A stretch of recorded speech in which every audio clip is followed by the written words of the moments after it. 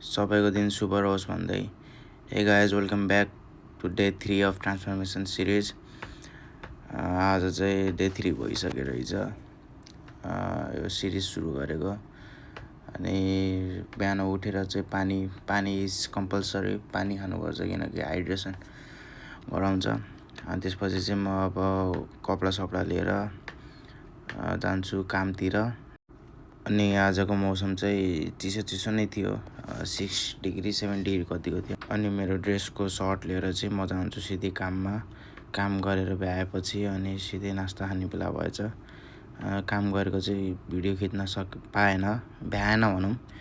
अनि त्यसपछि चाहिँ आजको मेरो फर्स्ट मिल चाहिँ त्यही regular boil chicken, boil egg, boil sausage र अनि ब्रोकौली थियो।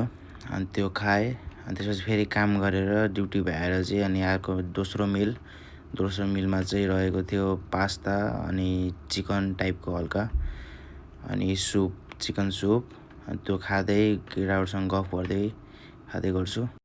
खाएर भ्याएपछि चाहिँ अनि एकैछिन रुममा आउँछु अनि एकैछिन 2-3 घन्टाको ब्रेक लिन्छु, सुत्छु।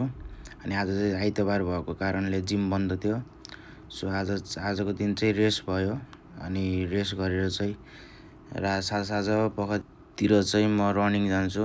यसो आधा घन्टा जति रनिङ अनि वाकिङ गरेर आफ्नो स्टेप्स काउन्ट गरेर 10,000 स्टेप्स म दिनको हिँड्छु।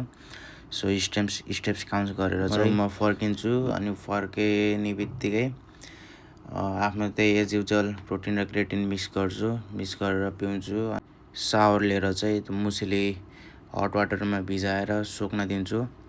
त्यो सुकेर सुक्खा भएपछि चाहिँ मुसली खाएर आजको लास्ट मिल कम्प्लिट गरेर बस्छु। तेस्रो दिन चाहिँ मेरो रेस्ट डे भयो भन्दै आजको दिन चाहिँ यहीँ खतम हुन्छ। Good night all, bye by.